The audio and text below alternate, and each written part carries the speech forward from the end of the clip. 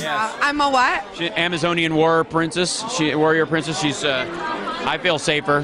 Thanks. From the 300. I'll fight some crime. Yeah, right. All right, so Queer as Folk, huge. Yeah. And now on Netflix, so everybody, a whole new generation. Yes, and Netflix is becoming like the next big thing for everybody to be watching and catching up on shows that they missed. Absolutely. And that's great, because you get like the second run coming back around. And it's a lot of movies that for whatever reason don't make it on iTunes, like the studios just forgot that people love them. Right. There's tons of movies like that where they had huge impact, but because they didn't make the money that year or didn't win an Oscar or something like that, that people are like, oh, right, yeah. It's no big deal. Yeah, but that's the movie that everybody was crazy about, right, you know? Right, no, you're absolutely right. I think that happens with a lot of, like, even this year I look at some of the movies that aren't nominated, like August of Osage County. The Butler? The Butler, like, it should not be nominated, but then they have the people that are in it, you know, for Best Actor or Best Supporting. Right. So it's just kind of surprising to me. Well, the odd thing, too, is that how do you pick Best Film? What's best mean? I mean, I think it's about time to scrub that word from the Academy's awards. Yeah, especially this year, like I was saying earlier to people, that this year a lot of the movies are so different. But they're based, a lot of them are based off of true stories, true events. That's true, especially Gravity, which is based on a scene from WALL-E. No, but in all honesty, yeah, it feels like you're choosing whether someone's real life was more important than another, and that's too much weight to put on a film or on an actor. Right. Now, do you have some special favorite film that you would like to see get Best Picture? I mean, I really like Sandra Bullock in Gravity just because I know what it's like to work with great actors, bad actors, and no actors. You know, when you're doing special effects, you're often acting with the other person not present at all. You do a lot of you do voiceover work, correct? That's true, but like even on my series on Lab Rats, we do a lot of special effects, and sometimes the person isn't there, and that takes a lot more work than you're acting opposite an actor who you trust, who is going to deliver.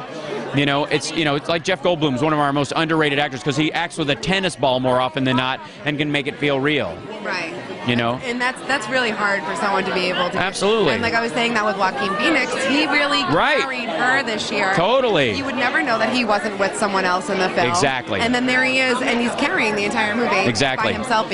Yeah, I think Joaquin Phoenix and Sandra Bullock are basically those are the two performances that required the most work this year. And then he didn't even get nominated. No, but then Matthew McConaughey and Jared Leto gave their bodies over to their roles and really went the extra mile, and in many ways deserve extra kudos for that, because most people don't realize it. It's hard enough to get that way just to do the role, lose the weight, do all the stuff necessary, put yourself in that situation. It's also hard to think and do your job when you're in that bad a shape, when you've starved yourself into nothing, where you're dehydrated because that's how you have to look. If you had to choose to get either really fat for a role or really skinny for a role, what would you choose? Oh, I'd go skinny because it's easier for me. Really? I hate food. Hate food? I hate it. I'm what you call an accidental foodie. I have to eat really amazing food all the time that tastes fantastic, because if I don't, I'm not interested. Give me your favorite dish.